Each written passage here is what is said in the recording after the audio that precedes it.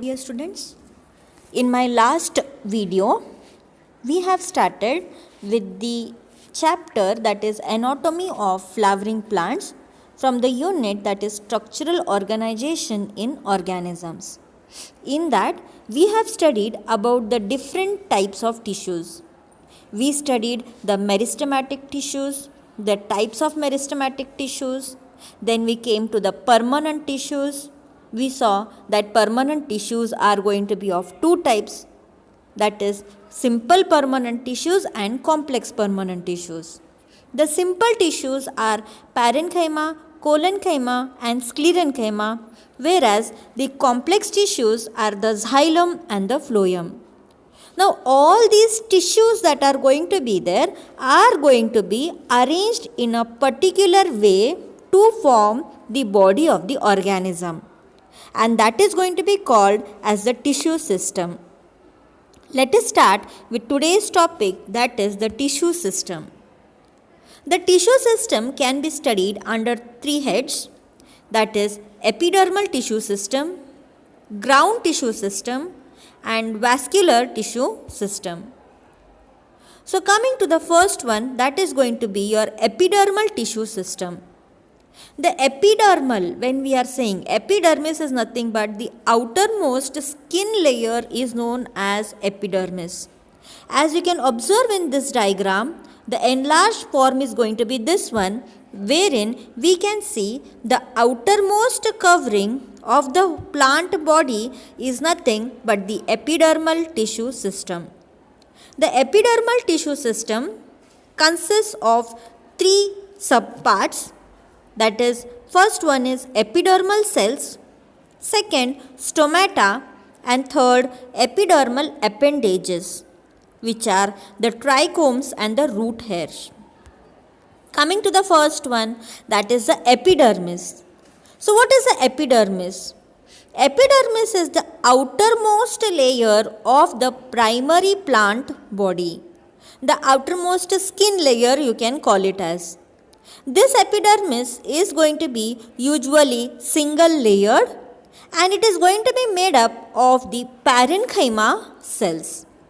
Now these parenchyma cells are going to be having small amount of cytoplasm and they are going to be having a large vacuole. The outside of the epidermis is often covered with a waxy stick layer which is going to be called as cuticle. This cuticle is going to be important. It is covering the outermost layer. It is forming a waxy and thick layer which is going to be helping to protect the plant from loss of water. This cuticle is going to be covering the topmost parts of the plant like that of the stem and the leaves, but it is going to be absent in the roots. Coming to the next second part of the epidermal tissue system is the stomata. One of the important part, stomata. The plants are going to be taking the water or absorbing the water from the roots. But when they have to generate the absorption power from the root, at that time this suction power is going to be generated only when there is evaporation of water from the aerial parts of the plant. So the evaporation of the water or the loss of water from the aerial parts like your stem and leaves, those are known as aerial parts. So the loss of water from the aerial parts of the plant are going to be called as transpiration. Transpiration is going to be very important because only when the loss of water is there, new water will be absorbed from the base with the help of roots. These stomata are going to be mainly present in the epidermis of the leaves, and they are going to be helping in transpiration and gaseous exchange. They are forming something like a window, you can say, which are opening and closing. It opens when there is going to be requirement of water loss, and it closes when there is no water present below. So it is going to be performing this opening and closing with the help of the stomatal opening, also known as the stomatal aperture.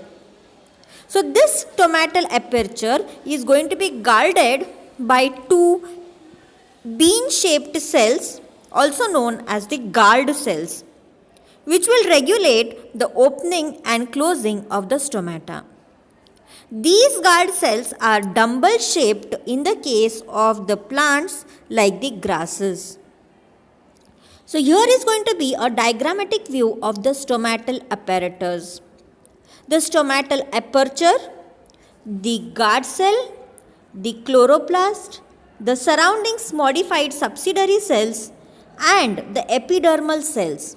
All these together are going to be called as the stomatal apparatus.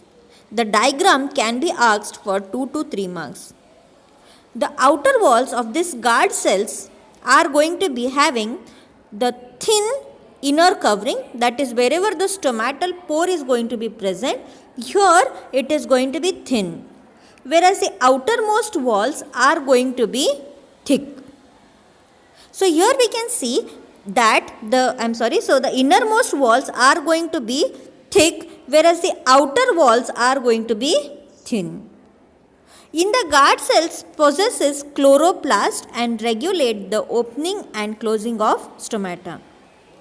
Sometimes some epidermal cells near the guard cells become specialized in shape and size, and they are called as subsidiary cells. So these surrounding cells are now going to be called as the subsidiary cells. The stomatal aperture, guard cells and the surrounding subsidiary cells altogether are called as the stomatal apparatus. These stomata are going to be guarding the incoming of the water and outgoing of the water. So you can here observe how it is looking when the stomata is open and when the stomata is closed. Coming to the next, that is going to be the epidermal appendages. So we saw what is epidermis, we saw what is the stomata, and now coming to epidermal appendages. So the epidermal appendages are nothing but the unicellular outgrowths of the epidermal tissue. You can observe over here, from the epidermal tissue only one rise is going to be there. So that are known as epidermal appendages. There are two types of epidermal appendages: root hairs and trichomes. Root hairs. Root hairs are unicellular elongations of the epidermal cells.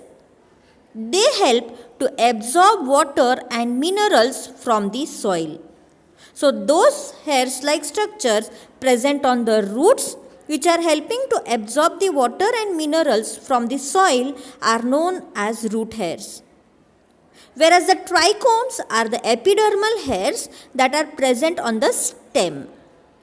The root hairs are usually unicellular, made up of only one single cell, whereas the trichomes are going to be multicellular. They can be branched or unbranched, they can be soft or they can be stiff. They may be secretory, that is, they may be giving out some hormones and enzymes. They prevent the water loss due to transpiration. The thorns that you can see on the stem can be considered as one type of trichomes. So the definition of trichomes is again important from the exam point of view. Epidermal hairs on the stem are going to be called as trichomes. So this is going to be the epidermal tissue system. Now coming to the second one, that is the ground tissue system. Ground tissue system. Suppose you are going to be observing this diagram over here. This is going to be the cross section of a stem. So in the cross section of the stem, the green color thing you can see, this is the epidermis. In middle you can see this is going to be the main xylem phloem vascular bundle. The surrounding, apart from the epidermal tissue and apart from the vascular bundle, whatever will be left is going to be called as the ground tissue. So all tissues except the epidermis and the vascular bundles are called as ground tissue. It consists of simple tissues, that is parenchyma, collenchyma and sclerenchyma. So parenchyma cells are present in cortex, pericycle, pith, medullary rays, in the primary stem and roots. So when we are talking about the making of the primary stems and the roots, most of the part is going to be covered by the parenchyma cells. In leaves, the ground tissues constitute of a thin-walled chloroplast containing cells and is called mesophyll. So what is mesophyll? Mesophyll is nothing but the ground tissue system which is going to be containing the chloroplast present in the leaf, as you can see in the diagram over here. They are going to be the thin walled tissues containing the chloroplast. They are going to be called as the mesophyll. Then coming to the third one, that is going to be the vascular tissue system. So the vascular tissue system consists of the complex tissues, that is xylem and phloem. We have seen the composition of the xylem and the phloem and also the functions of the xylem and the phloem. Xylem is going to be helping in the absorption of water or the transport of the water, whereas phloem is responsible for the transport of the food and mineral nutrients. Xylem and phloem together constitute the vascular bundle. So what is vascular bundle? It is nothing but the food conducting tissue phloem and the water conducting tissue xylem. They are present both together and forming the vascular bundle.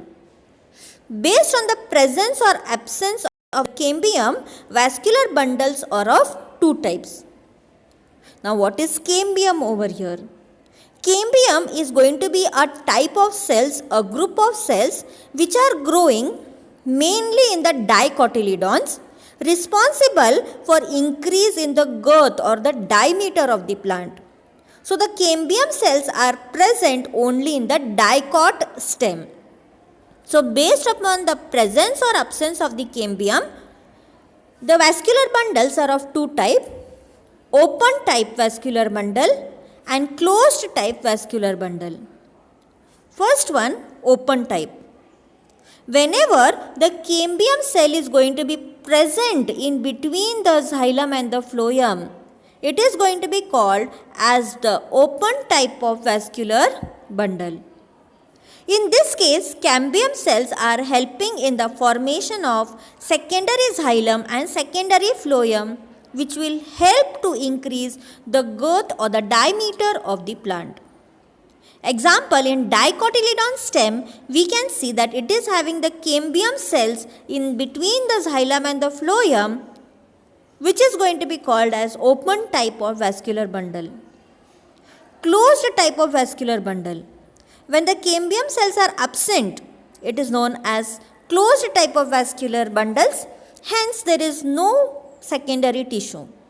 Example is monocotyledons.